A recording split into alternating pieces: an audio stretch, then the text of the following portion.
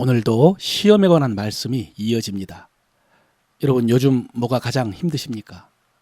내 몸도 힘들고 또 가족들에게 생긴 문제도 쉽지 않고 일하는 것도 쉽지 않고 인간관계도 어렵고, 여러분, 이 모든 것을 한마디로 시험이라고 할 수 있습니다.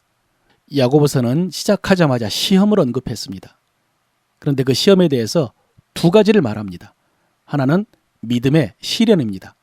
3절, 이는 너희 믿음의 시련이 인내를 만들어내는 줄 너희가 알미라 그랬습니다. 또 하나는 시험을 받는 것입니다. 시험에 드는 것. 14절에 오직 각 사람이 시험 받는 것은 자기 욕심에 이끌려 미혹됨이니 그랬습니다. 우리가 흔히 유혹이라고 하는 것입니다. 그래서 우리가 간단하게 고별할 때 믿음의 시련은 하나님께서 성도의 연단을 위해서 주신 것이고, 유혹은 마귀가 성도를 넘어뜨리려고 꾀하는 것, 이렇게 구분을 합니다. 그런데 여러분, 시험이라는 것이 처음부터 그렇게 이름표 붙여서 오는 것이 아닙니다. 이건 시련이다, 이건 유혹이다, 이렇게 구분할 수 있는 것이 아니라는 것입니다. 똑같은 어려움이 어떤 사람에게는 유혹이 돼서 그것에 걸려 넘어져 버리지만, 어떤 사람은 그것을 극복하고 옳다, 인정함을 받는 경우가 있습니다. 예를 들면 아브라함이 하나님으로부터 아들 이삭을 번제로 바치라 라는 명령을 받았을 때 하나님이 시험하신 것입니다. 그런데 결과적으로 아브라함은 그 명령에 순종하여 그가 하나님을 경외한다라는 믿음의 인정을 받았습니다.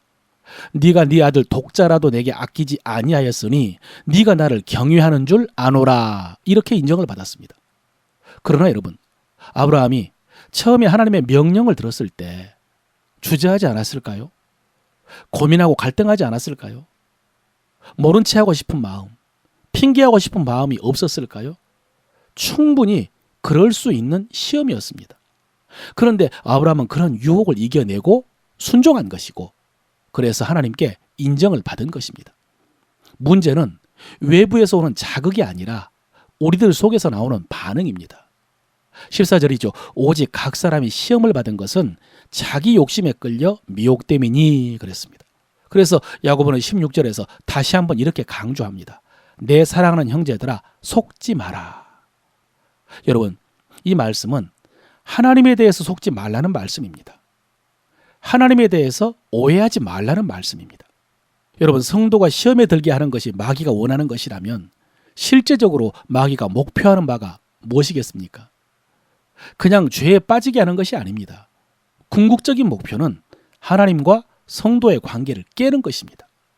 하나님에 대해서 신뢰하지 못하도록 하는 것입니다. 에덴 동산에서 선악과를 앞에 놓고 아담과 하와를 유혹했던 마귀가 그랬습니다. 너희들로 동산의 모든 나무 실과를 먹지 말라 하시더냐. 하나님을 뭐 하지 말라고 막으신 고약한 하나님으로 접근을 합니다. 그러자 하와가 선악과를 먹으면 죽을까 하노라 하셨다고 하니까 너희가 결코 죽지 않으리라. 이제는 한술 더 떠서 거짓말하는 하나님으로 끌고 갑니다. 왜 하나님이 먹지 말라고 하셨고 죽는다고 거짓말하셨나? 너희가 하나님처럼 될까 봐 그런 것이다. 이렇게 하나님에 대해서 불신과 배신감을 갖게 해서 하나님과의 관계를 깨려고 하는 것입니다.